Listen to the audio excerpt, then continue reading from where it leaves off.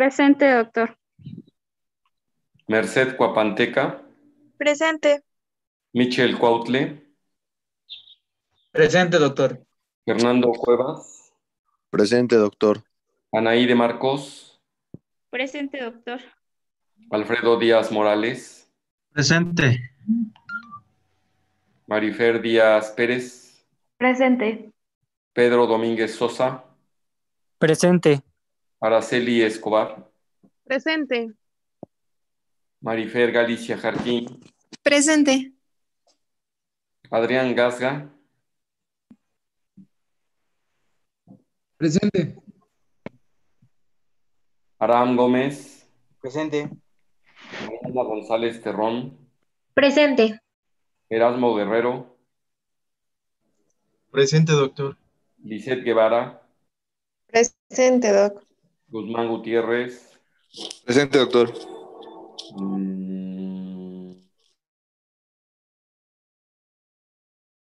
Presente, doctor. Santiago Herrera, Santiago, Araceli López, Presente. Harumi, Presente. Edgar Martínez, Presente, doctor. Monse Mauricio, Presente, doctor. Alma Navarrete,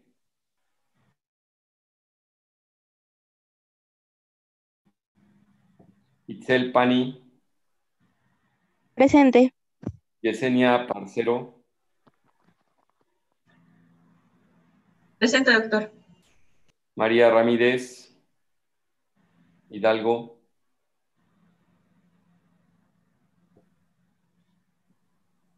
Michelle Rodríguez Sánchez, Presente.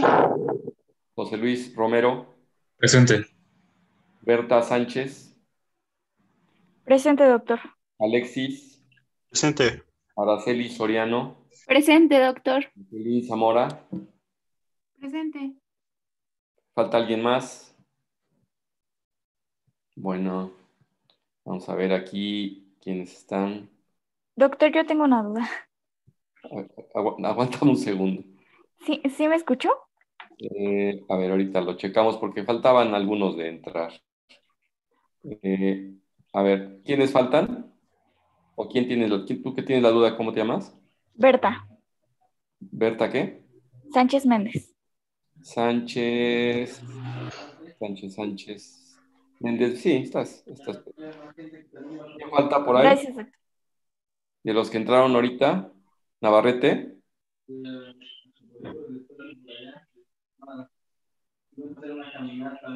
¿Quién falta, jóvenes? ¿Nadie? Ramírez. Ramírez Hidalgo. Hidalgo. Sí. Ok. ¿Alguien más? Bueno, pues el día de hoy tenemos, pensé que tenían alguna duda con respecto a otras cosas, ya entendí la duda que traías. Bien.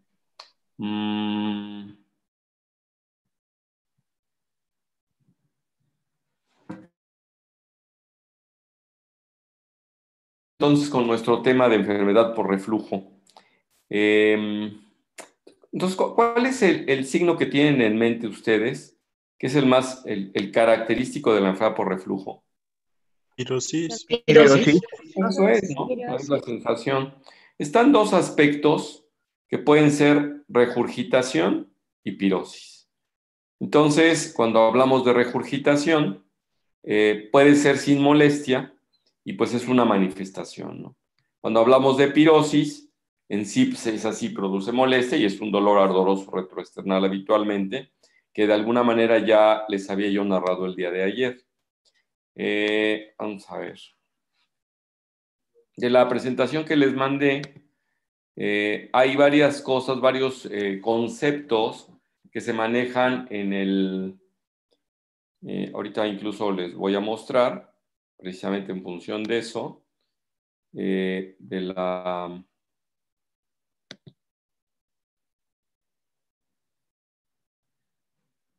estoy a punto de... en lo que se refiere a este diagnóstico y tratamiento de la enfermedad por reflujo, que está en el artículo de revisión que se publicó ya hace 4 años en la revista de Gastro de México, es lo que realmente está normando nuestra conducta. Es la de Gastro de México, es el órgano de difusión de la Asociación Mexicana de Gastroenterología. Esa misma asociación fue de la que ustedes vieron el curso que tuvimos de ecos internacionales, los que estuvieron un ratillo por ahí cuando compartimos pantalla, pues esa es la misma. Se tiene por aquí hice otra revisión un poquito más nueva que hablaba sobre el consenso de Lyon en Francia pues se supone que de la enfermedad por reflujo gastroesofágico, que es como se abrevia en inglés, ¿no? Gastroesophageal Reflux Disease. Entonces, la pirosis y la regurgitación pues, es una de las situaciones que tenemos nosotros como pivote para hacer diagnóstico sobre esta enfermedad. Entonces, miren ustedes la prevalencia. Es la verdad interesante que cuando menos pirosis o regurgitación, o ambas, en México, que quiere decir que es un poco más de 1 de cada 10, y prácticamente 1 de cada 2 tiene este tipo de sintomatología una vez al mes. Entonces, está interesante, la verdad, que pues es una enfermedad sumamente frecuente. Bueno, vamos a decir, pues es una patología en sí, pero no todo mundo necesita un tratamiento médico o quirúrgico para pues aliviar este tipo de situación. Claro, las personas pues son los que son susceptibles y probablemente los de una vez por semana, susceptibles de tratamiento médico. Aquí de una vez al mes, pues es muy poco probable que las personas estén solicitando atención médica. No falta, voy a decir que no falta. Incluso tenemos personas psiquiátricas que luego verdaderamente son un dolor de cabeza en ese sentido. ¿Cómo andamos nosotros de prevalencia en lo que se refiere a frecuencia? Pues muchísimo más arriba de otros países, nuestro vecino del norte, los europeos, en el lejano oriente, en Australia y en Argentina. Probablemente los que se acercan un poquito más son en la parte extrema de los norteamericanos y los argentinos, pero nosotros estamos oscilando del 19 al 40, pues verdaderamente, al menos una vez por semana.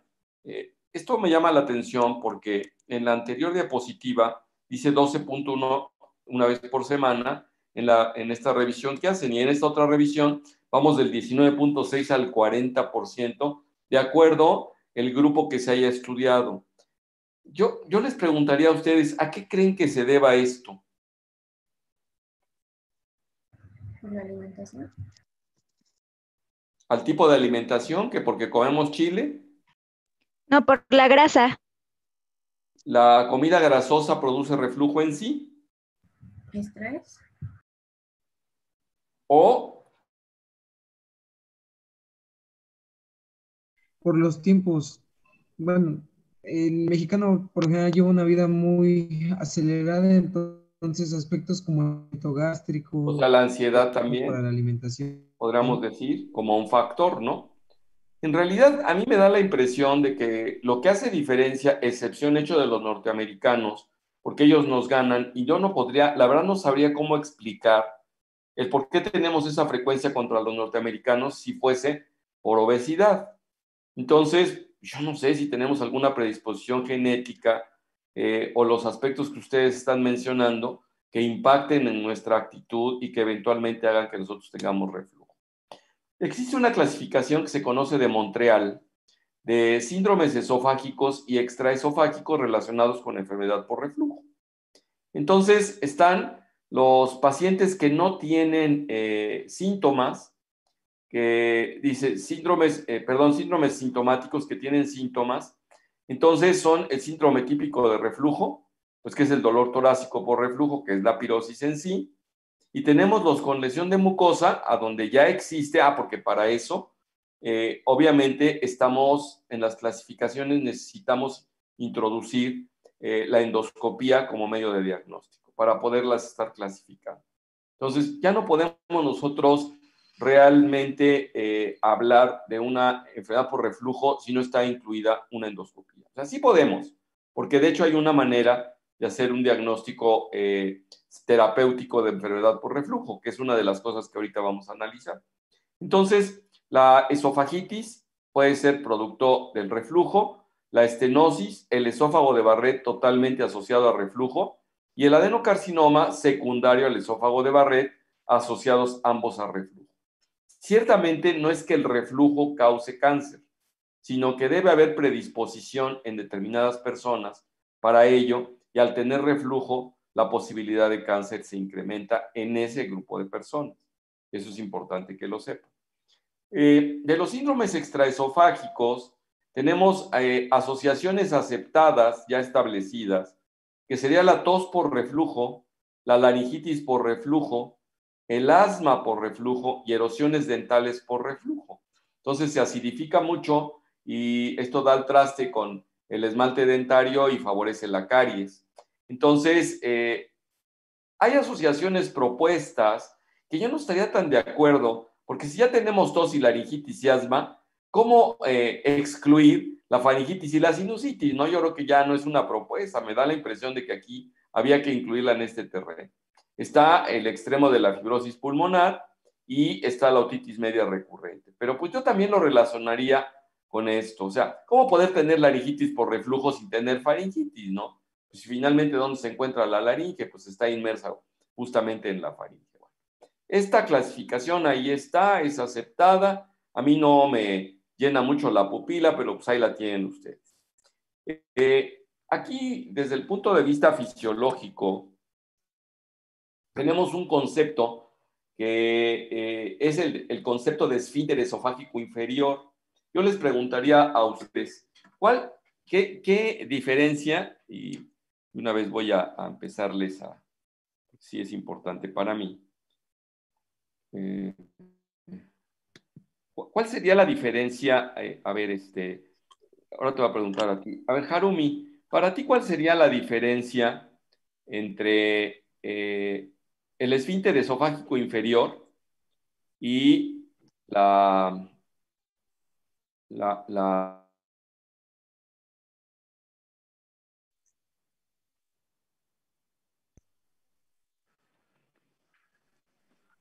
Pues yo había leído, doctor, que, bueno, esta enfermedad tenía que ver también con la presión que ejerce el diafragma y el esfínter esofágico inferior, No, pero me referente a... refiero, desde el punto de vista anatómico para ti, ¿cuál sería la diferencia entre el esfínter pilórico y el esfínter esofágico inferior? O te la pongo todavía más fácil, entre el esfínter anal interno. La diferencia de presión. Sí, sería uno, pero miren, algo que quisiera yo hacer mucho hincapié es que nosotros en el esófago, en la unión con el estómago, que es donde se encuentra el esfínter esofágico inferior que les estoy señalando aquí. Sí ven mi cursor, ¿verdad? ¿Que se está moviendo?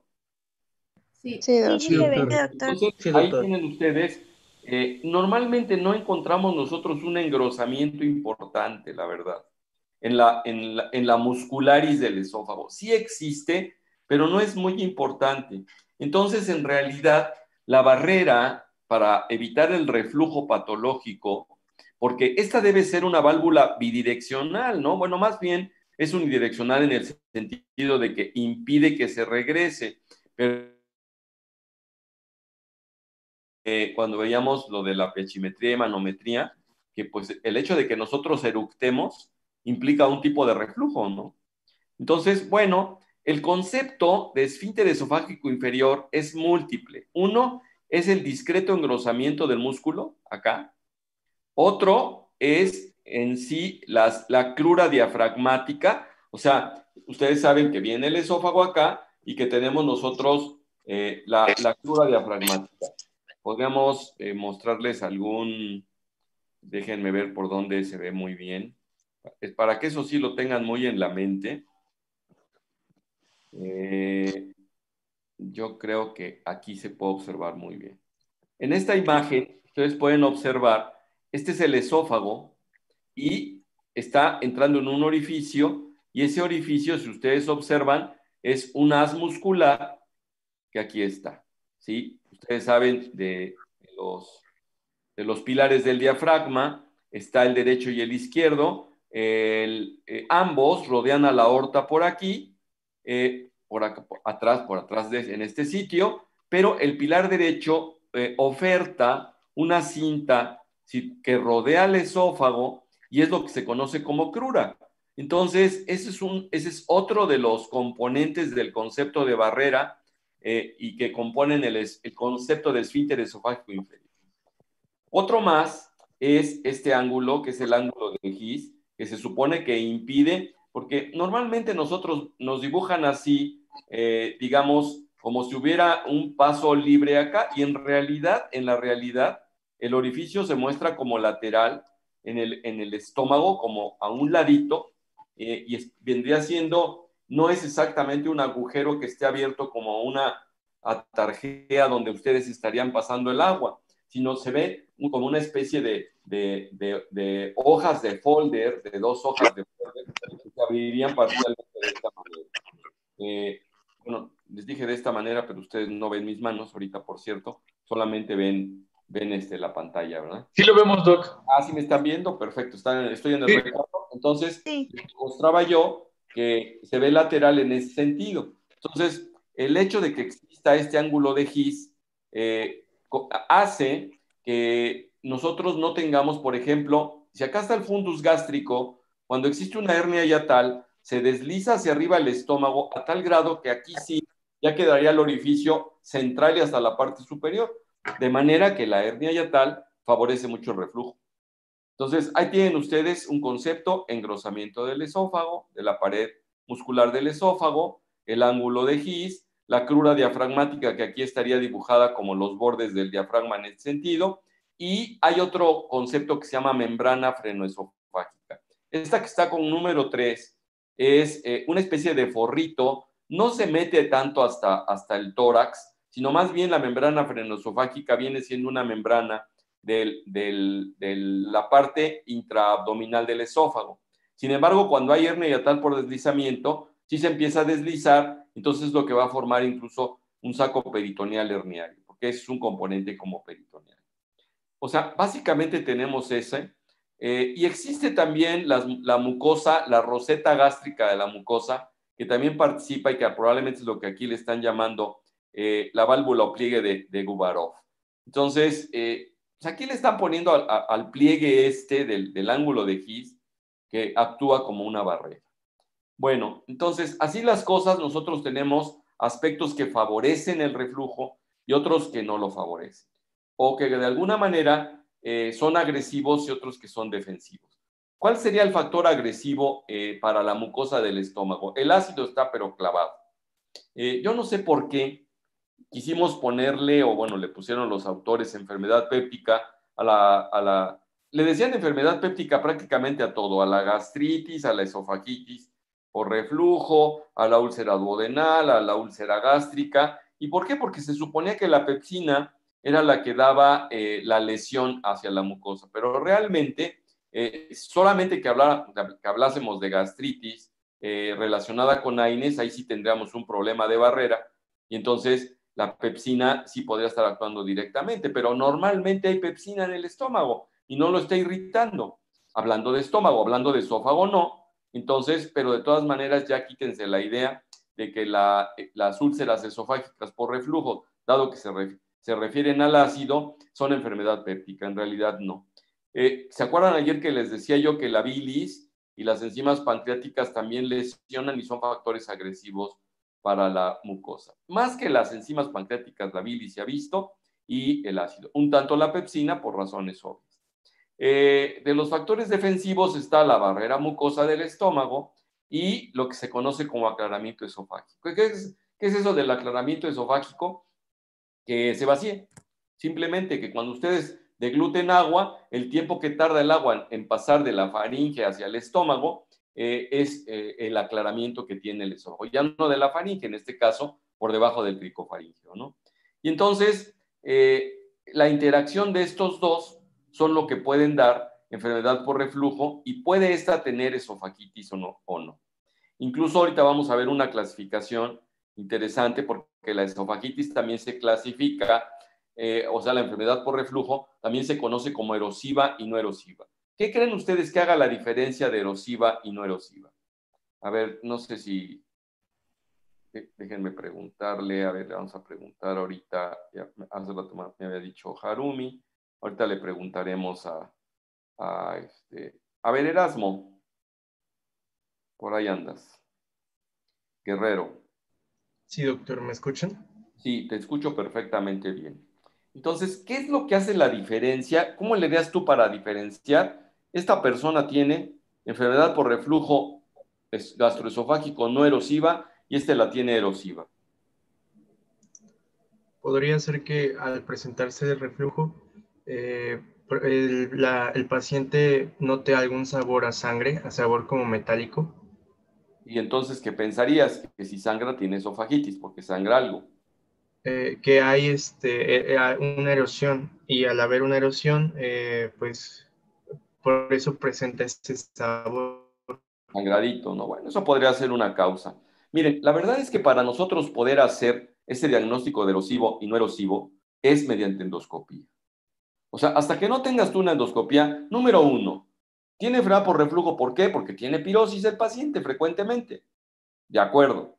Observen ustedes esta tablita que les estoy poniendo yo, a donde dice pirosis. Entonces, se le hace una endoscopía al paciente y no encuentran esofagitis. Esto es lo que se conoce como enfermedad por reflujo no erosiva. O, en todo caso, pues, esofagitis probablemente microscópica, porque ustedes en la endoscopía no lo observan.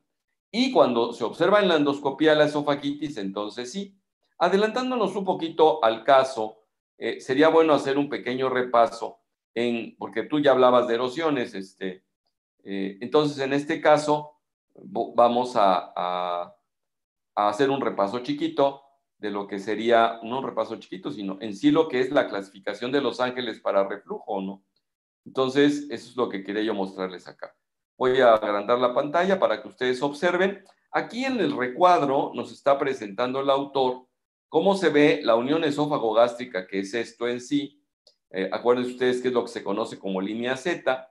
Entonces, hay una clasificación que todavía sigue vigente, que es de Los Ángeles, de la enfermedad por reflujo. O sea, si no se encuentra nada, entonces es una enfermedad por reflujo, o normalmente toman biopsias los endoscopistas, porque el patólogo encuentra proceso inflamatorio y el endoscopista aparentemente ve sano el esófago, sin ninguna erosión.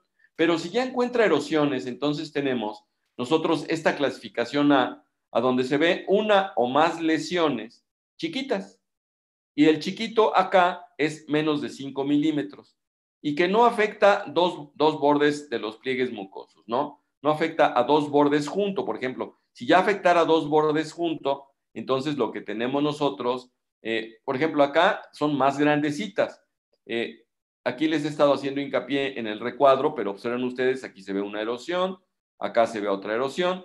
En otra imagen, por ejemplo, aquí se ve una erosión, aunque aquí me quedaría duda que le pone la autora, pero yo no sé cómo explicar realmente toda esta zona que pareciera ser no una erosión vertical, sino probablemente una horizontal. Pero bueno, así la ponen y fue como la tomé yo ahorita estoy cayendo en la cuenta de ello. Miren ustedes, cuando las erosiones ya son más largas, son mayores de 5 milímetros, entonces son más grandes, es lo que se ubica como B. Ahora, cuando ya se unen estas erosiones, es cuando pasamos al C. Entonces, ustedes pueden observar acá que esta erosión con esta erosión se ha unido entre dos pliegues. Observen ustedes acá en el recuadro. Entonces, es la clasificación C endoscópica y cuando tienen totalmente una o más lesiones que abarcan al menos 75% de la circunferencia, como sería este caso, entonces tenemos nosotros la esofagitis de Los Ángeles. Y es curioso porque más adelantito voy a mostrarles a ustedes esta imagen, que para mí va a ser muy importante, pero antes de verla, porque es la clasificación actual que se tiene justamente de lo que es, o sea, de las conclusiones efectivamente que se tienen de lo que es la enfermedad por reflujo. Han cambiado los conceptos y algo que les quería yo, bueno, de lo que estábamos viendo ahorita, es este cuadrito. Bueno, en este cuadrito, observen ustedes, les decía yo, si el paciente tiene pirosis, ¿qué es lo que van a hacer de primera instancia? De primera instancia, tú lo que me decías, bueno, es que si tiene boca sabor a fierro, quiere decir que sangró algo. Pues sí, pero también pueden ser las encías, eso luego nos suele suceder en las noches, etcétera, cuando amanecemos, está con la boca sabor a fierro. También puede ser por regurgitación, no lo discuto, pero aunque ciertamente los clínicos de antes, y me gusta la observación que hiciste, porque los clínicos pues se basaban en los pequeños detalles. Nosotros ahora tenemos muchísima más información que a veces no hacemos caso a ese tipo de problemas. La verdad es que nos vamos gruesos, el paciente se queja de ardor acá, de dolor intenso, y que pues, se le pasa, no le permanece, después de sentir bruscamente la sensación, queda por ahí unos minutos y se le quita, a veces con agua se alivia, algunos obviamente toman medidas como tomar leche, tomar geles, tomar Tums, o sea, hay una bola de cosas que toman Pepto-Bismol, etcétera. Bueno, entonces nosotros tendremos que solicitar el estudio de primera instancia para enfermedad por reflujo gastroesofágico. Bueno, la verdad es que lo primero, sí me voy a ir a la tabla que les comentaba yo. Me voy a ir a la tablita esta. Les comenté para hacer esta. Miren, mire, acá dice, del lado izquierdo, dice concluyente de reflujo patológico, no concluyente de reflujo patológico, y abonan a no concluyente de reflujo patológico, y aquí hay una buena evidencia de que no hay reflujo. O sea, ya dejen ustedes que no es patológico. Bueno, sí, siempre habrá, ¿no? Entonces, se supone que sería, entre comillas, fisiológico. Entonces, ¿en quiénes no hay? ¿Cómo podemos saber que el paciente tiene reflujo? En principio, porque tenga lesión o no tenga lesión. En principio. Siguiendo, si nos queda alguna duda, podemos estar pidiendo, y acuérdense ustedes que está la pH-metría con impedancia que ya vimos ayer, y está eventualmente la manometría de alta resolución si los pacientes pensamos que tienen, porque también hay dolor retroesternal, no tipo pirosis, sino solamente dolor, y puede estar denotando trastornos motores solamente, pero hay pacientes que tienen enfermedad por reflujo que una de sus manifestaciones son los trastornos motores, curiosamente. Aunque a veces la endoscopia, las dos maneras se puede decir, endoscopia o endoscopía. Los españoles directamente en castellano dicen endoscopia, si quieren ustedes saber, porque no lleva acento. Nosotros acostumbramos a decir endoscopía, pero no acostumbramos a acentuarlos. Curiosamente hay que ponerle tilde si queremos nosotros pronunciarlo así. Bueno, entonces, concluyente de reflujo gastroesofágico patológico es esofagitis C y D de Los Ángeles. O sea, si yo hago una endoscopia y me encuentro esofagitis A y B, no es concluyente. Entonces aquí está que no es concluyente, pero ciertamente abona para pensar en ello. ¿Qué había que hacer? Había que hacer una pH-metría con impedancia. Si tenemos una esofagitis A o B y nos dicen que el tiempo de exposición al ácido, que es lo que quiere decir TEA, tiempo de exposición al ácido, es de más del 6% en 24 horas, entonces esta es patológica.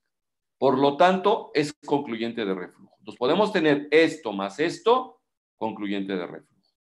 Claro, si tenemos una esofagitis D o tenemos un Barrett largo o una estenosis ya péptica, eso es concluyente de reflujo.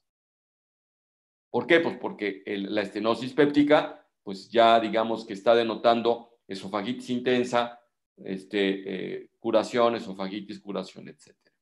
Entonces, acá dice que abonan a no concluyente un score de bajo. Bueno, esto es un score de histopatológico. Si los pacientes tienen espacios intracelulares dilatados o hay mucosa disminuida, entonces tenemos nosotros que esto no abona a no ser concluyente, ¿no?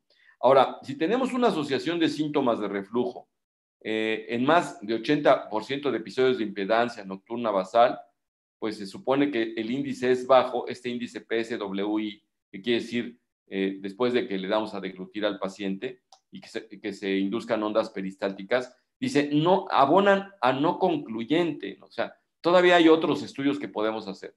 Pero ¿cuáles son los que sí dan evidencia? Los más importantes. Tenemos que el tiempo de exposición al ácido sea mayor del 6% o que sea menor del 4%. Y queda duda cuando existe del 4 al 6. O que los pacientes tengan 40, 80 episodios de reflujo. Entonces, menos de 40 no hay, más de 80 sí hay, aunque no lo mencionan acá. Entonces, bueno, eso es lo que tenemos. Si se fijan, ya como que nos hemos vuelto más quisquillosos, pero también existe una prueba, van ustedes a ver, bueno, eso ya no lo voy a poner, eso se los voy a dejar incluso a ustedes casi a leer de tarea. No sé si, bueno, sí, quería yo regresar a esta diapositiva porque esta diapositiva es una clasificación que todavía permea, que habla de cuando tenemos pirosis y tenemos a los pacientes con lo que se conoce como enfermedad por reflujo no erosiva. Vamos a ver, va para allá. Entonces, quedamos que el paciente dice que tiene pirosis. La endoscopía no muestra esofagitis. ¿Qué podré yo hacer? Pues una pH-metría, ¿no?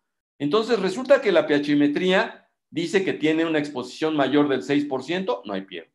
Que tiene mayor de 80 episodios, no hay pierde. Nos vamos entonces directamente al diagnóstico de que efectivamente este paciente tiene enfermedad por reflujo, pero no es erosiva porque en la endoscopía no observamos erosión. Pero que tiene patología, tiene patología. Pero hay la otra opción, que la pH-metría no muestra reflujo ácido patológico. Acuérdense ustedes que el aparatito tenía, cuando tiene síntomas, el paciente le aprieta un botón. Entonces, esta persona, cuando cambia el pH, sin que sea patológico, pero simplemente el cambio de pH un poquito hacia abajo o impedancia positiva, dice que el paciente siente. Entonces, está sintomático, entonces también se hace el diagnóstico de enfermedad por reflujo no erosiva. Ahora, ¿qué pasa si el paciente no tiene síntomas cuando cambia el pH? Entonces se hace una cosa que se llama respuesta a los bloqueadores de bomba de protones, que eso es lo que tiene que ver acá, a los inhibidores de bomba de protones. Si el paciente está sintiendo pirosis, no encontramos nosotros una modificación, pero al darle bloqueadores de bomba de protones, el paciente se siente cómodo, quiere decir que también tiene una enfermedad por reflujo gasosfágico no erosiva. O sea, podemos llegar al diagnóstico de ERGE por 3 vías. Una muy directa, que pues el paciente tiene pirosis y se encuentra en esofagitis, pues no hay pierde. Ahí tenemos una enfermedad por reflujo erosiva. Pero si no hay, entonces sí necesitamos hacer una pH-metría. Hay personas que se van directamente, tiene pirosis, no encuentran esto, se van directamente a la respuesta a darles inhibidor de bomba de protones. Se les da 15 días a doble dosis, no a doble dosis, sino se les da en la mañana y en la noche, hablando de omeprazol, de pantoprazol, de lansoprazol, estándar, le dan una en la mañana y una en la noche en dosis estándar, de omeprazol 20 y 20, de pantoprazol 40 y 40, de lansoprazol 30 y 30 miligramos, me refiero yo.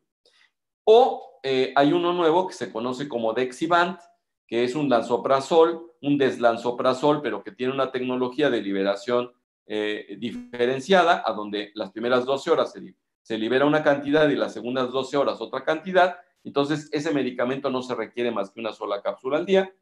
Lo hay de 30 miligramos y de 60 miligramos. Entonces, si los pacientes se sienten bien, entonces concluimos que hay una ERGE no erosiva. La bronca viene cuando el paciente tiene pirosis. Se le hace una endoscopia y no se le encuentra nada. La pH-metría dicen que es normal.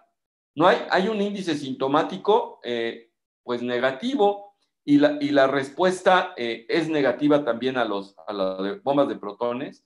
Uno piensa, pues este está loco, ¿no? O está loca. Entonces a lo que le llamamos pirosis funcional. Entonces la clasificación final que nosotros conocemos es ERGE no erosiva, ERGE erosiva, y cuando no encontramos ninguna de las dos, pirosis funcional.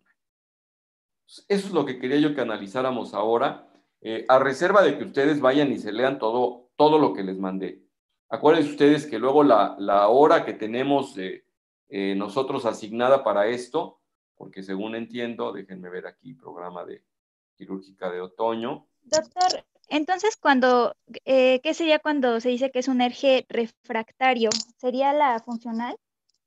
No, ahí no, permítanme, porque su programa de digestivo nada más tenemos, bueno, todavía tenemos trastornos motores del esófago y acalasia, donde eventualmente podamos ver algo de esto. Este concepto que tú me estás mencionando de ERG refractario, si tú analizas acá, en realidad, si nosotros tenemos diagnóstico de ERG no erosiva y de ERG erosiva, obviamente estos pacientes como tratamiento tenemos las dos opciones, pero entonces ya nos iríamos al tratamiento. ¿Cuál es el tratamiento clásico para paciente al que tenemos definido como reflujo gastroesofágico? Tú misma que me hiciste la pregunta. Ya conoces el tratamiento porque me has dicho refractario y eso me parece muy bueno. ¿Inhibidores de la bomba de protones? Como mencioné. Entonces, bueno, esa clasificación cabe, pero no en el de pirosis funcional, porque aquí realmente el paciente no tiene reflujo, ¿me entienden? Es una pirosis funcional, o sea, el paciente tiene sensación nada más, pero no se debe a reflujo. Eso es lo importante, es lo que quiero que sepan. Entonces, esto no es reflujo. Todo lo demás sí es reflujo. O sea, estas 4 eventualidades son reflujo patológico. Esta no, porque no hay reflujo. No se ha podido demostrar ni por endoscopía, ni por pHimetría. No hay correlación de que baje el pH en el esófago como para decir tiene, y la respuesta a los inhibidores de bomba no existe. Claro, ustedes me podrían decir, bueno, doctor, ¿qué pasa si lo que tiene mi paciente es reflujo alcalino? ¿Sí? ¿Estás de acuerdo? Tú dirías, bueno, pues no va a responder a los inhibidores de bomba de protones porque pues es reflujo alcalino. Ah, pero la pHimetría con impedancia lo va a detectar. ¿Están de acuerdo? Sí. ¿Estás de acuerdo? Entonces no se me va a escapar. Antes, cuando se hacían pHimetría, era lo que llevaba a pensar que estos pacientes eran refractarios. Y no. Por ejemplo, los que tenían pHimetría normal dicen, no, es que este no tiene reflujo. No, sí tenían. Y lo tenían, tenían un reflujo alcalino. A raíz de que nosotros hacemos con impedancia, podemos ya detectar un reflujo que no es ácido, que puede ser alcalino o no, pero pues se hace obvio que si no es ácido y existe a la impedancia detectarlo, esos pacientes podemos ubicarlos aquí en pirosis funcional. Entonces, bueno, el paciente refractario es aquel que teniendo una ERG no erosiva a una ERG erosiva, al darle tratamiento el paciente no mejora. Bueno, eso casi no se ve, la verdad. O sea, para que tengamos un paciente, ¿saben qué pasa con esos pacientes? Que no toman la medicación. Esa es la verdad. Tienen una eficiencia de estos medicamentos que se acerca al 90%. O sea, es una de las cosas importantes. Claro, también, ¿qué pasa si tiene una enorme hernia hiatal? Ah, bueno, pues entonces eso lo explica perfectamente bien. Por eso se regresa todo el contenido, ¿no? Por la hernia hiatal. Entonces, pues ahí sí hay que operarlo. Entonces ahí sería la indicación precisa, cirugía para estos pacientes, ¿no? Déjenme ver porque aquí quería yo ver si les traía yo alguna imagen. No, nada más les traía yo. Por ejemplo, a lo mejor que podría ser, ustedes observen aquí que se está regresando, se está metiendo el estómago al tórax, pues esta hernia hiatal por deslizamiento enorme. Aquí lo que estoy mencionándoles en realidad es por mostrar una técnica de esófago corto, pero lo que quería yo mostrar es que el estómago se mete, pues este paciente va a tener un reflujo refractario porque hay una cosa interesante, muchachos. Antes, los gastroenterólogos nos mandaban a los gastros clínicos y endoscopistas nos mandaban a los gastros quirúrgicos, a los pacientes, porque no respondían al tratamiento.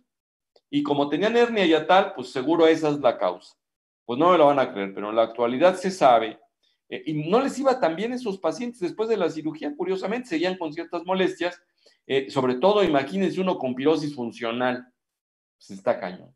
Entonces, precisamente que se pensaba que eran los refractarios y no son refractarios. Entonces, lo que sucedía con estos pacientes, ahora se ha visto, perdón, que a los que se les da bloqueadores de bomba, aunque tengan hernia hiatal, si mejoran, les va mejor en la cirugía que cuando no mejoran.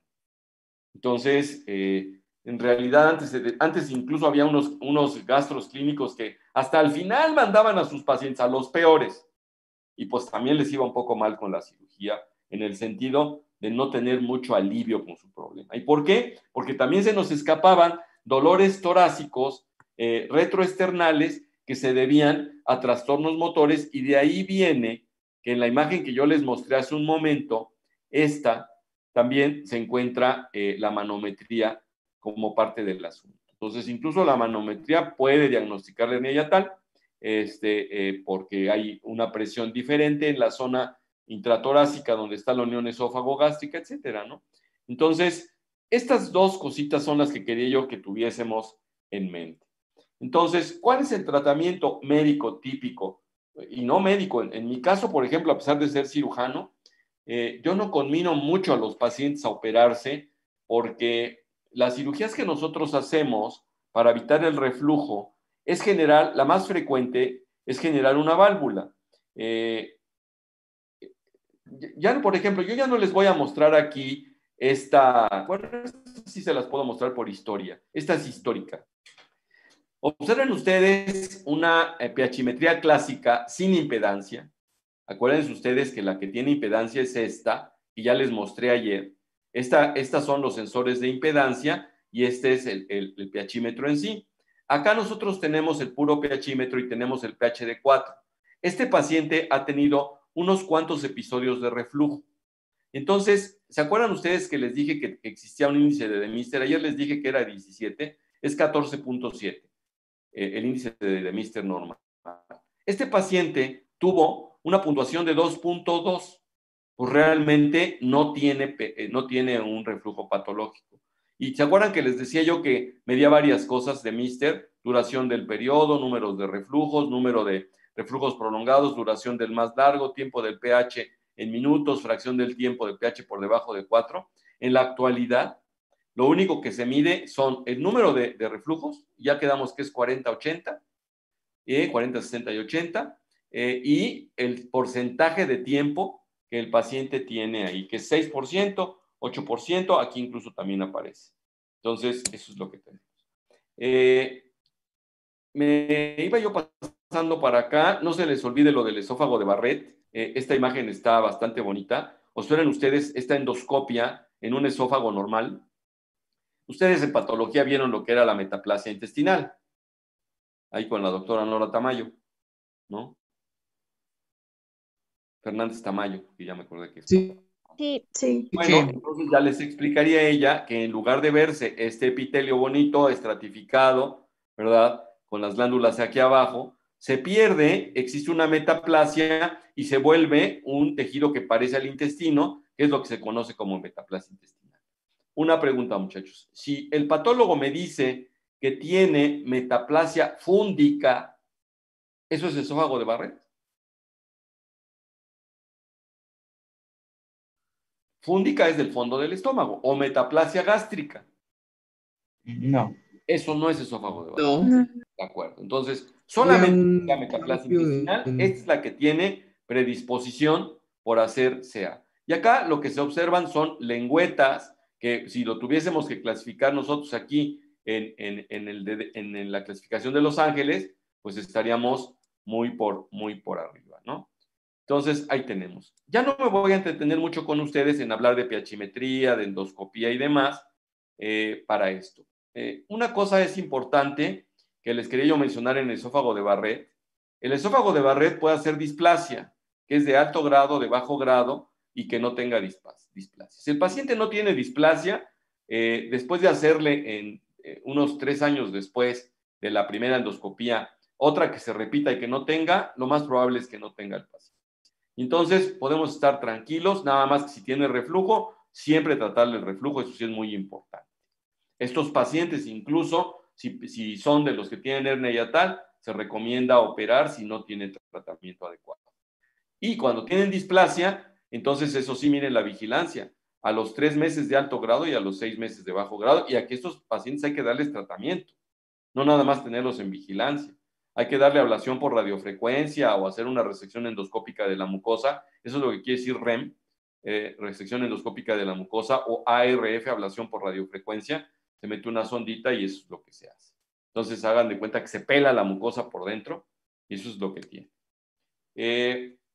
Bueno, de lo que seguiría de mi parte para hablar sobre lo que es esto sería cuáles son las indicaciones quirúrgicas, ¿no? Y entonces nosotros tenemos que cuando el paciente tiene su calidad de vida disminuida o que tenga síntomas persistentes que causen problema o que haya enfermedad de la progresión o progresión de la enfermedad o que tenga Barrett, que ya lo habíamos comentado, a pesar, dice, de terapia adecuada con IVP, eso es lo que a veces se puede mencionar, que se puede asociar a lo que su compañera hace un momento nos decía de, digamos, enfermedad por reflujo refractaria, ¿no? Es una de las indicaciones en la actualidad. Otra sería pacientes con buena respuesta, fíjense lo que habíamos mencionado, con buena respuesta a los IVPs, ¿no? Y entonces los pacientes que ya no quieran estar tomando toda su vida IVPs y digan, no, ¿sabe qué? Pues yo ya no quiero. O sea, bueno, pues ok, entonces podríamos considerarlo si el paciente lo desea, pero no estarlo empujando para que se opere. Y entonces una cosa muy importante que yo puse acá, que es que se debe informar de los efectos colaterales a los pacientes, y para allá voy. Voy a mostrarles otra vez, porque les había yo mostrado unas imágenes. ¿Qué es lo que les hacemos lo más frecuentemente posible a los pacientes? O sea, ¿qué es lo que nosotros los cirujanos tenemos que hacer? Este es un tema que se aborda con más detalle en quirúrgica de abdomen cuando hablamos de enfermedad por reflujo, porque está más orientado a lo quirúrgico, pero se los menciono ahora. La técnica consiste en llevar el esófago, traer todo el estómago hacia el abdomen, sobre todo cuando tienen hernia hiatal por deslizamiento, dejar de 3 a 4 centímetros de esófago intraabdominal y obviamente se tiene que abrir la membrana frenoesofágica acá. Ciertamente si el hiato está muy amplio, cerrarlo, como se observan acá. En el número 2 se observan unos puntos que están cerrando el hiato esofágico y generar, pues, que tengan más o menos 1.8 a 2 centímetros de diámetro para no asfixiar el esófago y pueda pasar el paciente. Y utilizar el fondo gástrico para hacerle una funduplicatura. O sea, el fundus, si ustedes observan ya como que no hay fundus, el fundus lo llevamos nosotros para la parte de atrás, incluso hemos cortado los vasos cortos, hemos dejado esto libre para que podamos hacerle una especie de bufanda al esófago. Ahora, esta cirugía genera algunos problemas. ¿Cuáles? Para empezar, esto es una válvula muy eficiente que impide el reflujo. Lo impide muchísimo más que la naturaleza cuando nos trajo a la vida. Entonces el paciente a veces no puede eructar, a veces no puede vomitar, que esa es una frecuencia alta. Entonces alguien diría, bueno, pues no se la haga total, hágasela parcial. Existen técnicas a donde se hace esto en forma parcial, ciertamente. Vamos a ver, aquí está. Nada más que tomen ustedes en cuenta que nosotros aquí, por ejemplo, en el hiato, en esta primera imagen, esto es músculo con músculo. Entonces, el cincho muscular que queda acá se puede ensanchar conforme pasa el tiempo. Entonces, los pacientes pueden recurrir. Antes no se había determinado esto, pero la cirugía no es eficiente más que por ahí de 15 a 16 años.